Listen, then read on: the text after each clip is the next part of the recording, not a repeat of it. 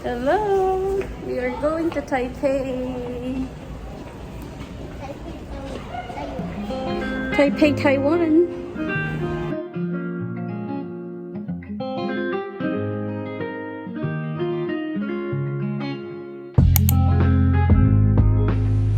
Hi! So, ito na naman po kami at gumala pala kami sa Taiwan at gusto lang din namin i-share sa inyo ang mga videos na nakuha namin nung nag-Taiwan kami last year. So, yes, this was last year pa. Naisipin ko lang i-edit para naman makapagbura ng mga videos dito sa phone ko. So, I hope you enjoy guys ang panonood ng aming Taiwan trip because this Taiwan trip is one of the memorable experience that we had ever na nag-travel kami. We will share kung bakit siya naging memorable. So, enjoy watching!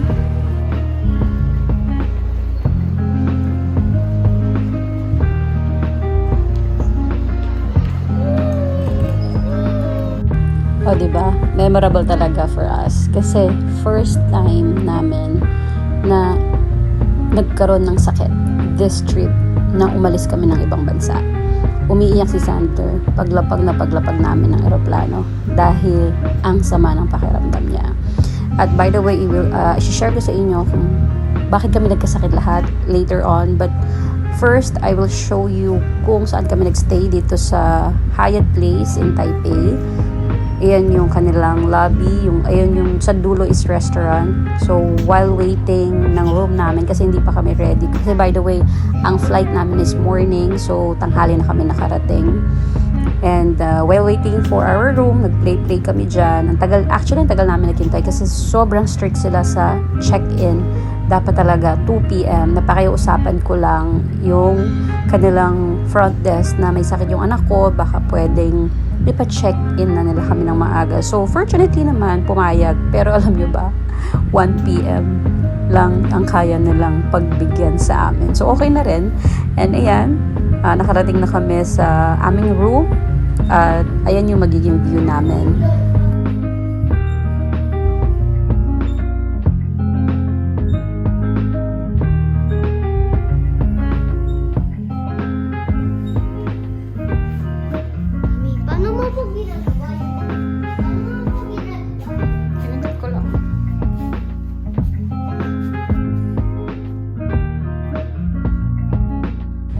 Ayan, so nakapag-settle na kami sa room. Bali, nag-ayos kami ng mga gamit, nagpahinga for a few hours. And then, nung medyo umayos-ayos na ang pakiramdam ni Sander, nakapagpahinga na kami parehas ni Dad. Nag-decide kaming lumabas kasi wala kaming food, wala kaming pang-dinner. Medyo maghahapon na nung panahon na yan. And then, nag-search ako kung ano yung parang malapit na pwedeng puntahan para kahit papano sa aming day 1 is may isa kami mapuntahan na lugar na, makapag-enjoy yung bata kasi medyo hindi maganda yung experience namin paglapag ng eroplano. Sobrang stress talaga. So, ayan, pakita ko sa inyo yung train nila, what's inside the train. So, first time namin makasakay ng train. Tinan nyo si Sander, diba? Sobrang sama ng pakiramdam talaga niya yan. Napipilit lang siyang sumama. Kasi wala kaming choice, wala kaming food. Kailangan namin mag 7-Eleven para may mga chips kami, may mga noodles kami, may makain in case. Tapos naghanap kami ng pwedeng gamot na pwedeng mapagbilan namin ng gamot. And yeah, may napuntahan pala kaming park. At alam nyo ba, nakakatuwa kasi imbis na bata yung mag-enjoy, yung matanda na lang ang nag-enjoy. Kasi nga, masama pakiramdam ni Sander, so hindi siya nag-try ng kung ano-ano. So si Dan na lang.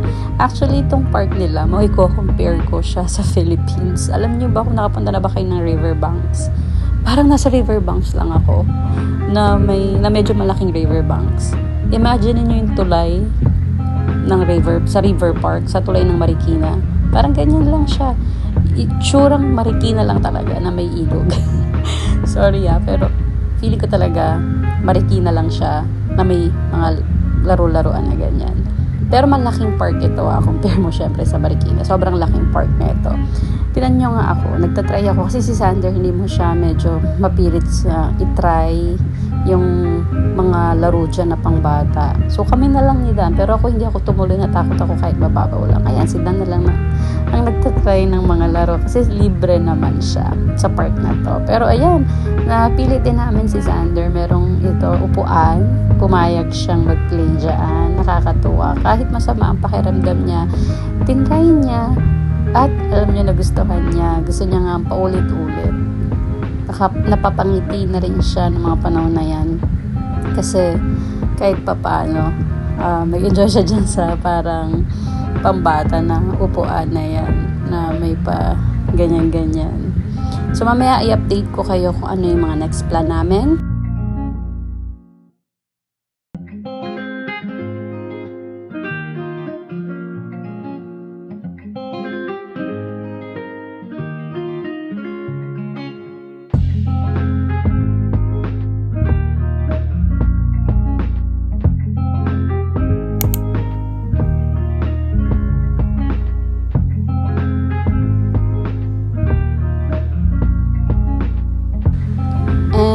Here's our day 2 here in Taipei. So, ang aming hotel ay may free breakfast during our stay.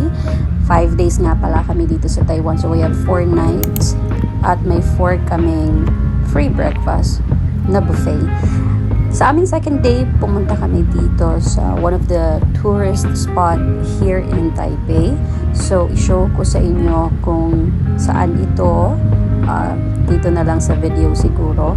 And show ko na lang din kung ano ang may expect nyo kapag pumunta kayo dito.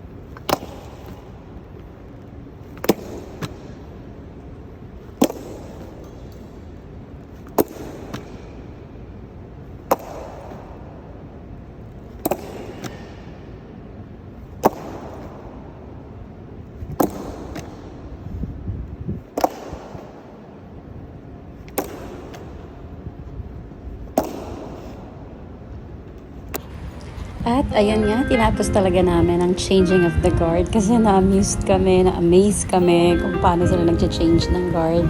At ang maganda rin nga pala dito sa kanilang park or sa kanilang memorial park is meron ding parang mini garden na pwede kang tumambay.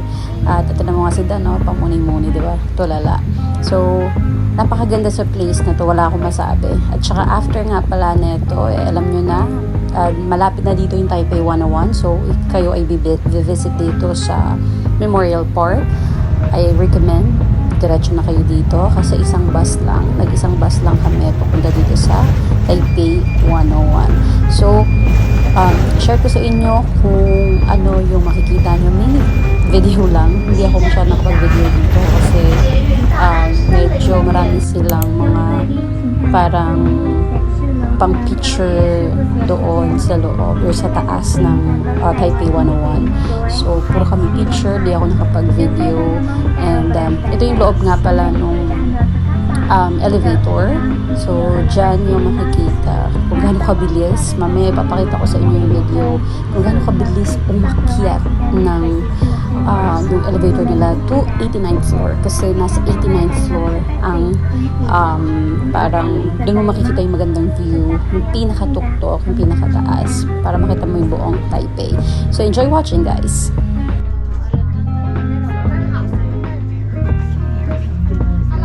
37 seconds lang. Pang 1 minute.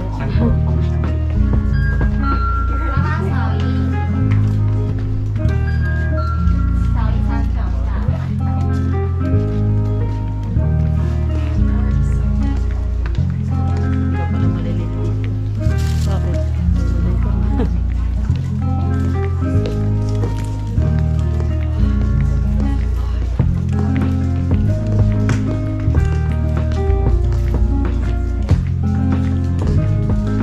Please don't sit or step on those. Here's the Taipei. Doon ano nga eh.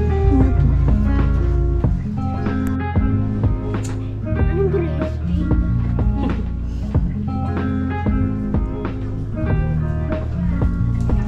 Ito yung buong Taipei, anak. Kasi yung hindi naman tubong. Ano? Ka na. Try punta. Hi ka. Yan o. Yan mo o. Ganda.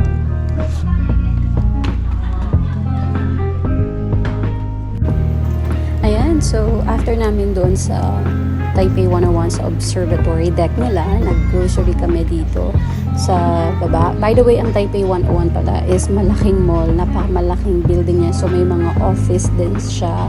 So sobrang laki. Like may mga office, may mga shopping mall, may observatory deck sa taas kung saan doon mo makikita yung parang view ng Taiwan or ng Taipei lang pala. And nakauwi na kami ng bahay niyan. Share ko lang yung video ni Sander na nag-thank you sa akin kasi binila namin siya ng gift that time. At thank you for watching, guys, our day 1 and day 2 here in Taipei. So see you again in the next vlog. Bye!